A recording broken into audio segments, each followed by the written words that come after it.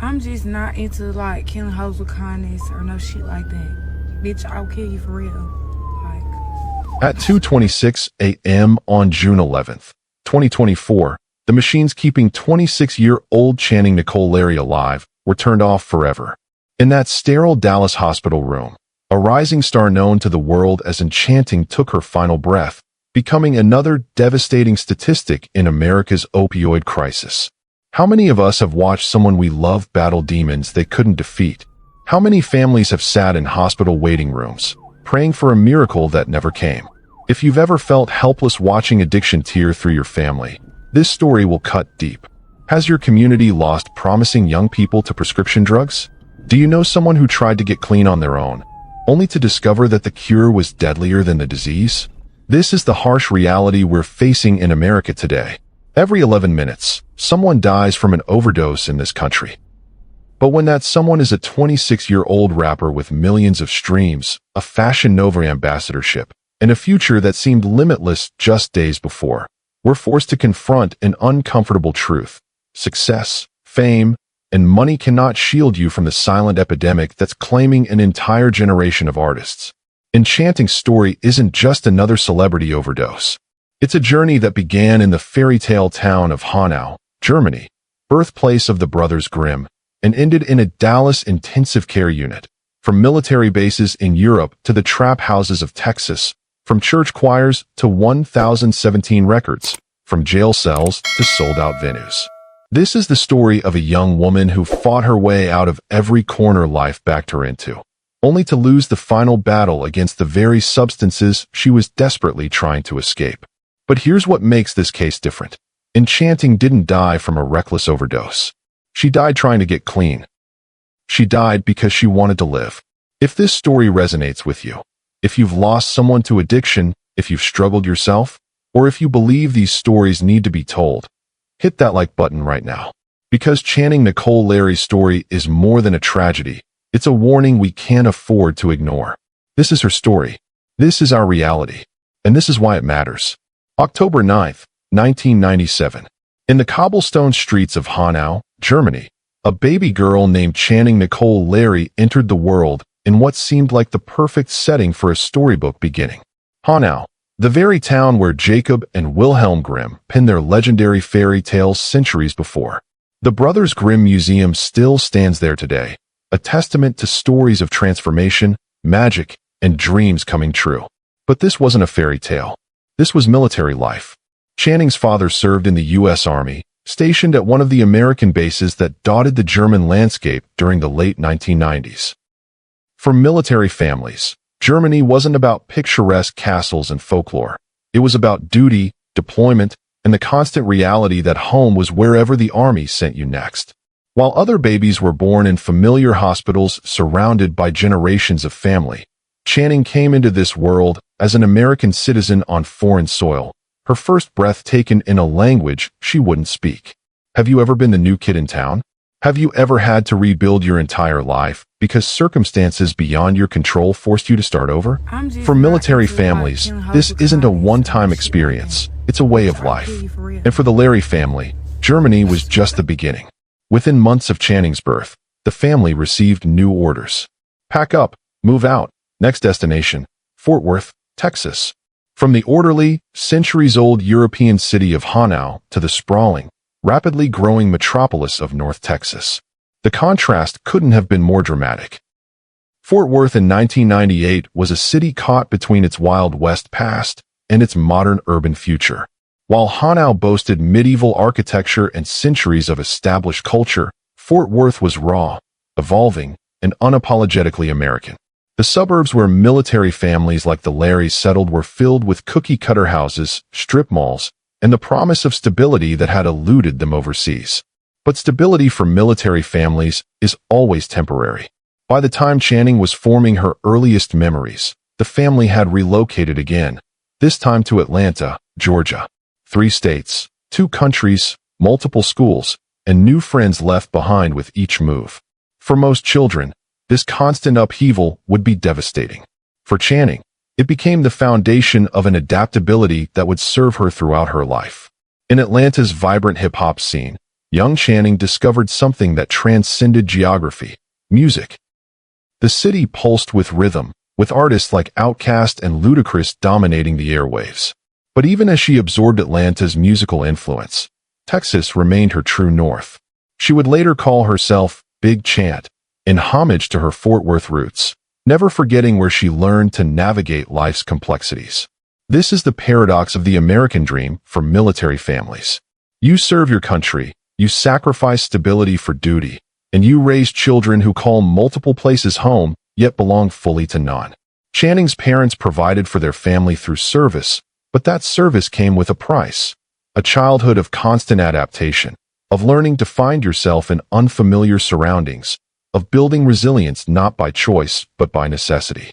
From the fairy tale birthplace of Hanau to the gritty realities of Texas and Georgia, Channing Nicole Larry was already learning life's hardest lesson. Sometimes the strongest people are forged not in comfort, but in the constant challenge of starting over. The first time Channing's voice echoed through a sanctuary, she was just a child standing in the choir loft of a Fort Worth church.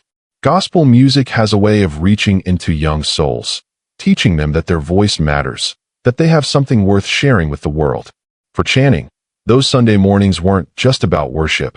They were about discovering the power that lived in her throat, the rhythm that pulsed in her chest, the ability to move people with sound. Church gave her more than vocal training. It gave her a spiritual foundation that would anchor her through the storms ahead. The discipline of weekly practice, the joy of harmonizing with others, the understanding that music could heal and inspire.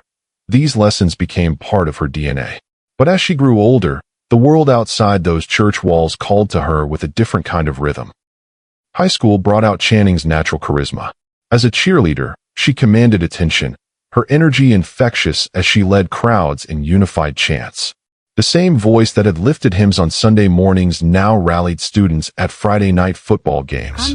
She learned to read a crowd, to build excitement, to make people believe in something bigger than themselves. These weren't just extracurricular activities. They were masterclasses in performance, in connecting with an audience, in understanding that entertainment and inspiration often walk hand in hand. But somewhere between the church pews and the cheerleading mats, life took a darker turn. The details remained private, as they should, but the consequences were public record. Jail. Multiple times. For a young woman who had spent her childhood moving from place to place, these concrete cells represented a different kind of displacement. One that came with consequences, with shame, with the realization that poor choices compound quickly. Have you ever watched someone you care about make the same mistake over and over? Have you seen potential wasted on poor decisions? Channing's early legal troubles weren't unique. Countless young people, especially in urban communities, find themselves caught in cycles they can't seem to break. The difference is what happens next. Some people accept that pattern as their destiny. Others get tired of it. I got tired of going to jail. Channing would later reflect with characteristic bluntness. It's lame. Those 5 words, it's lame, represented a turning point that many people never reach. The moment when the pain of staying the same becomes greater than the fear of change. The realization that you're better than your circumstances, even when those circumstances are of your own making. Determined to build a different life, Channing channeled her people skills into legitimate work. As a hairstylist and nail technician, she found herself in the heart of Fort Worth's community conversations. Beauty salons are more than businesses. They're gathering places where stories are shared, dreams are discussed, and connections are made. Behind the chair, Channing wasn't just styling hair. She was building relationships, listening to struggles and triumphs, understanding the rhythms of working-class life. These jobs taught her something crucial: how to read people, how to make them feel seen, how to create an experience that went beyond the service itself. Every client was an audience of one, and Channing learned to adapt her energy to meet their needs. She was unknowingly preparing for a career that would demand exactly these skills. At 18, with steady work under her belt and legal troubles behind her, Channing made a decision that would change everything. Music wasn't just going to be her hobby anymore. It was going to be her escape route, her platform, her future. Think about the people in your life who've turned their pain into purpose. Drop a comment below and tell us about someone who refused to let their past define their future. Because that's exactly what Channing was preparing to do. Transform years of displacement, discipline, mistakes, and resilience into something the world had never heard before. Her voice was finally ready to be heard. Enter Johnny Damn D, the man who would become both Channing's greatest champion and, ultimately, a source of profound controversy. In the music industry, the lines between personal and professional relationships blur more easily than in most careers. When you're building a brand, crafting an image, and pouring your soul into every track, the people who believe in your vision often become the people you're closest to. For Channing, now calling herself Enchanting, Johnny represented both love and opportunity wrapped into one complicated package. Johnny wasn't just a boyfriend. He was her manager, her A&R representative, her guide through an industry known for chewing up and spitting out young talent. He saw something special in her blend of melodic vocals and trap sensibilities, something that could cut through the noise of countless aspiring female rappers. But mixing romance with business is like dancing on a tightrope. One misstep, and everything falls apart. Have you ever worked with someone you loved? Have you tried to separate personal feelings from professional decisions when your partner is also your business associate? It's a delicate balance that few couples master, especially when fame and money enter the equation. Their relationship worked, at least initially, because they shared the same hunger.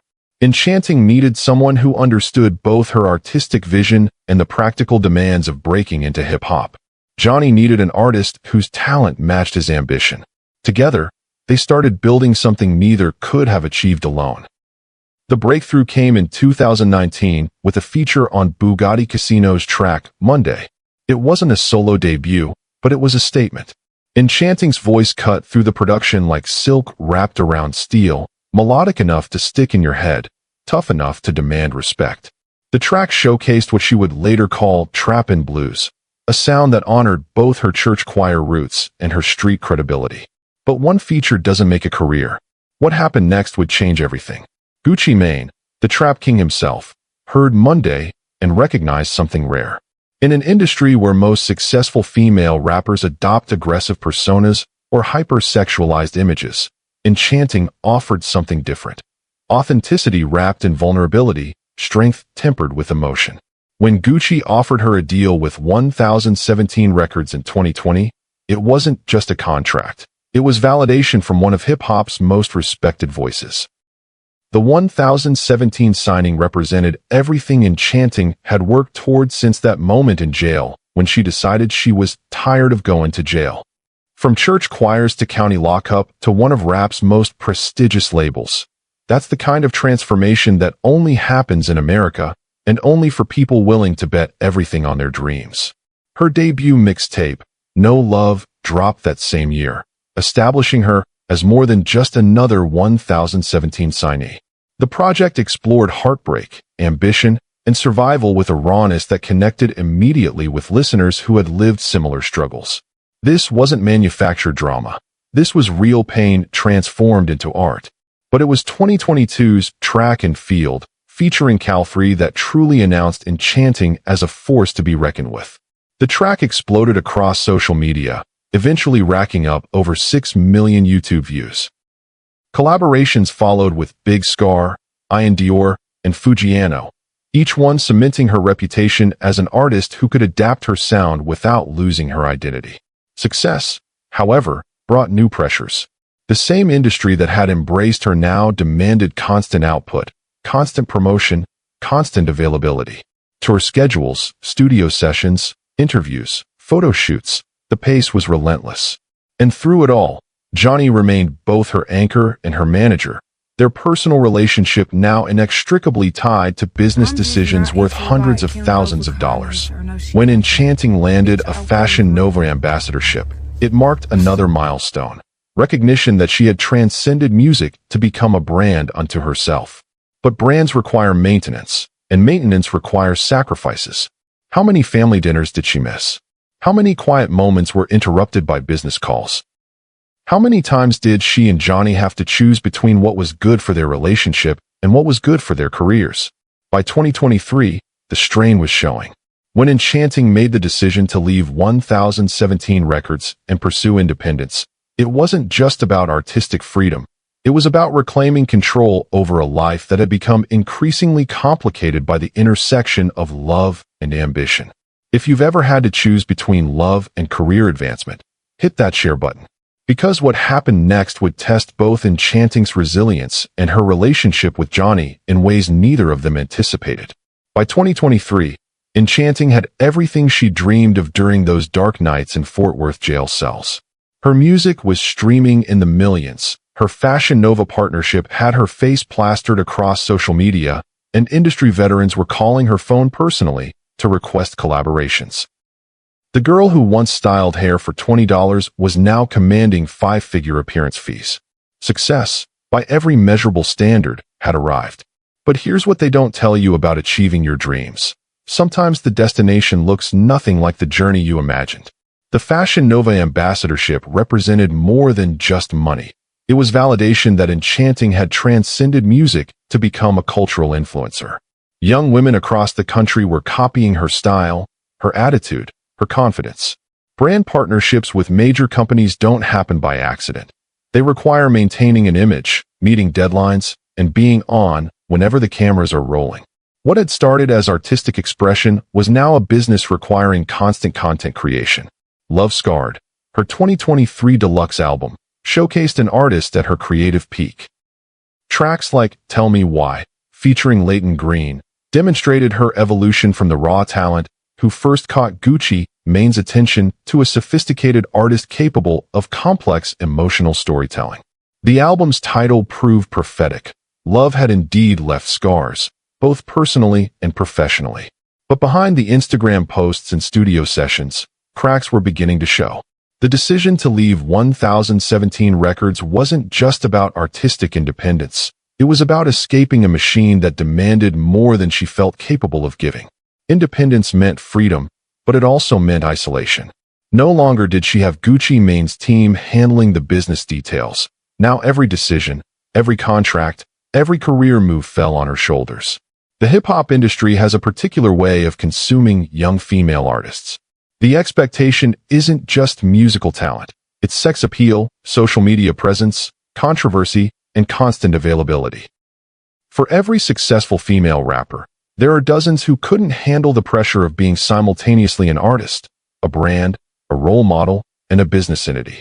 The weight of these expectations would crush most people, but Enchanting had spent her life adapting to impossible circumstances. Or so everyone thought. What nobody saw, what the Instagram posts and magazine interviews carefully concealed, were the prescription bottles that had become her closest companions. In hip-hop culture, prescription drugs often aren't viewed with the same concern as street drugs. Xanax for anxiety before performances. Oxycodone for the chronic pain that comes from grinding 18-hour days. Adderall to maintain focus during marathon studio sessions.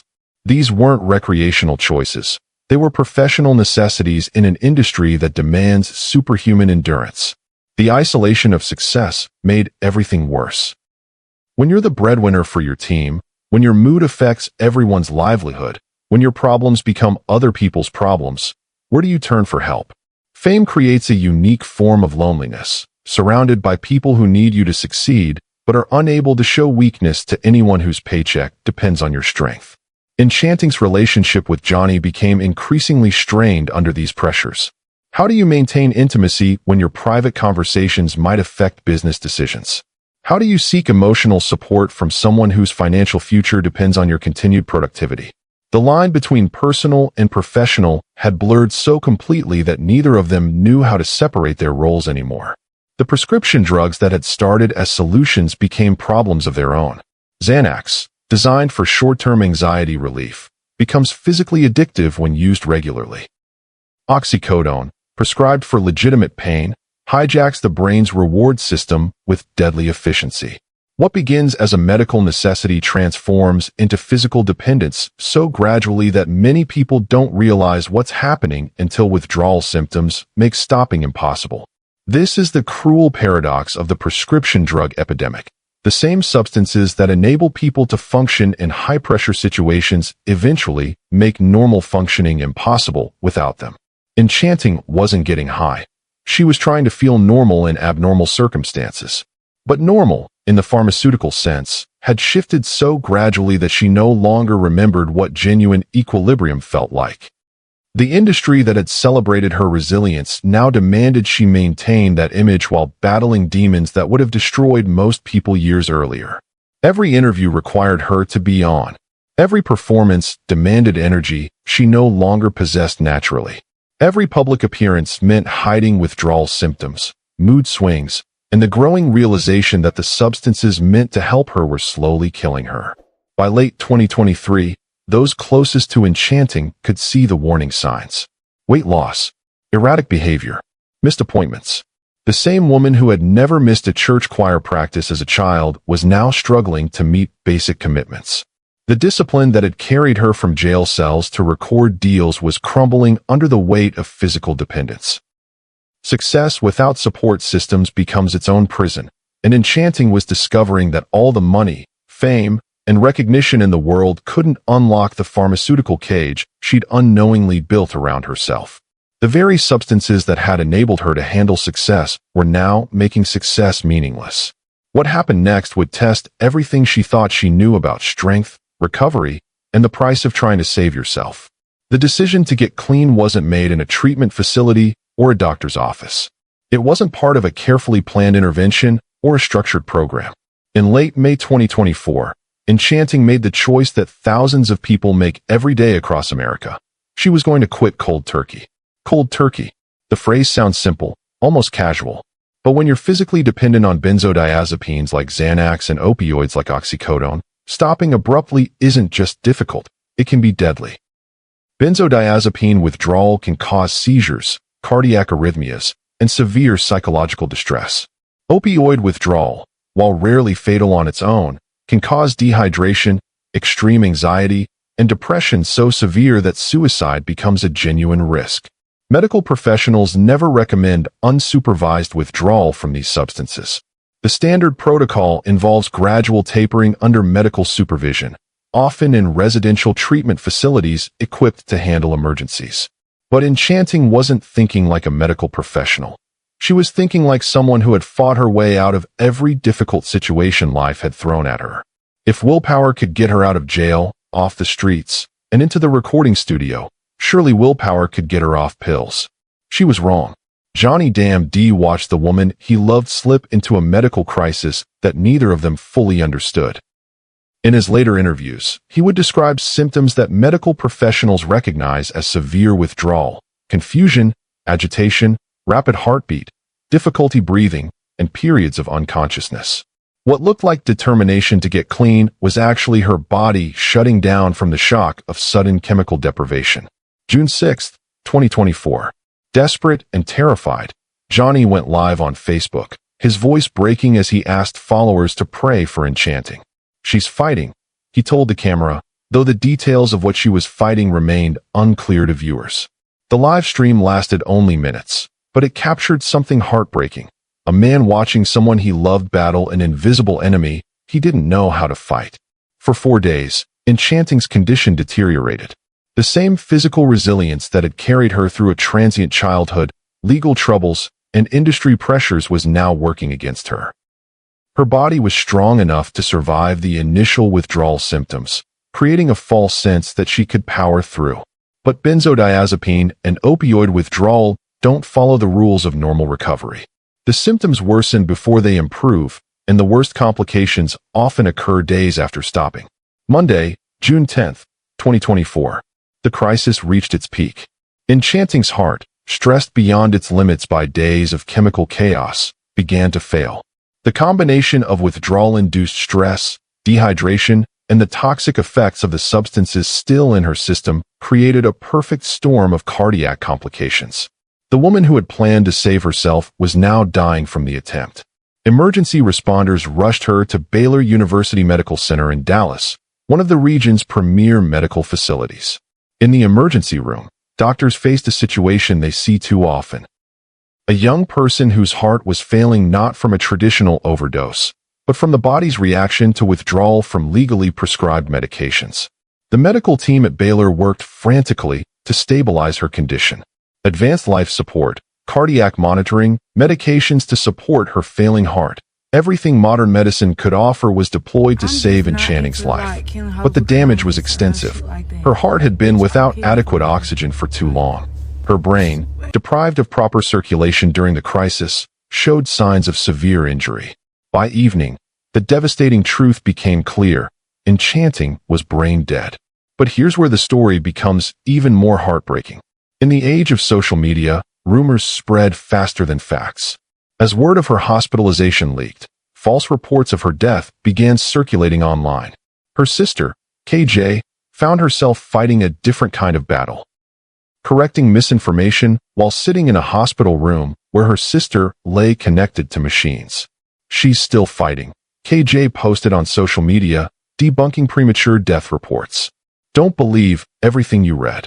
For families in medical crises, social media becomes both a blessing and a curse, a way to communicate with concerned fans and friends, but also a platform where rumors can add unbearable stress to already impossible situations. The next 24 hours were agony. Enchanting's family faced the kind of decisions no one should ever have to make. Medical professionals explained the reality. The machines were keeping her body functioning, but the person they loved was already gone. Brain death, while difficult to accept emotionally, is medically and legally equivalent to death. Tuesday, June 11th, 2024, 2:26 a.m. In a Dallas hospital room, surrounded by family members who had watched her grow from a military child in Germany to a rising star in Texas, the machines keeping Enchanting alive were turned off. Channing Nicole Larry, daughter, sister, artist, dreamer, was officially pronounced dead at 26 years old. The cruel irony was overwhelming. She didn't die from reckless drug use or a moment of poor judgment. She died trying to get clean. She died because she wanted to live a better life. She died because she had the courage to fight her demons, but not the medical knowledge to fight them safely. If you know someone struggling with prescription drug dependence, if you've lost someone to the opioid crisis, or if you believe these stories can prevent other tragedies, subscribe to this channel right now. Because Enchanting's death wasn't just a personal tragedy, it was a public health crisis that's claiming lives across America every single day. Her final battle was fought in silence, away from the cameras and social media posts. It was a battle for her life, her future, and her freedom from the substances that had promised to help her succeed, but ultimately destroyed her. She lost that battle, but her story doesn't have to be meaningless. Within hours of Enchanting's death, the Dallas County Medical Examiner's Office began the methodical process that follows every unexpected death in Texas. For the family, these procedures felt invasive during their deepest grief.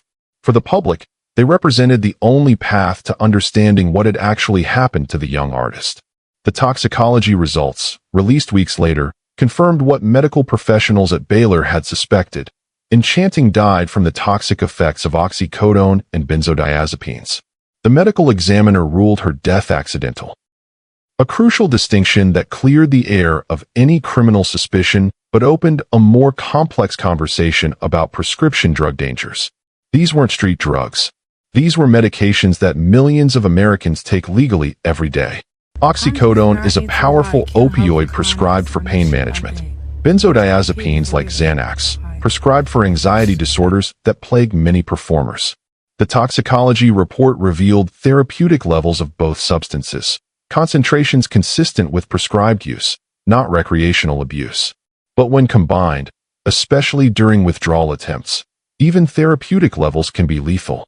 The investigation found no evidence of foul play, no signs of suicide, and no indication that anyone else was responsible for her death.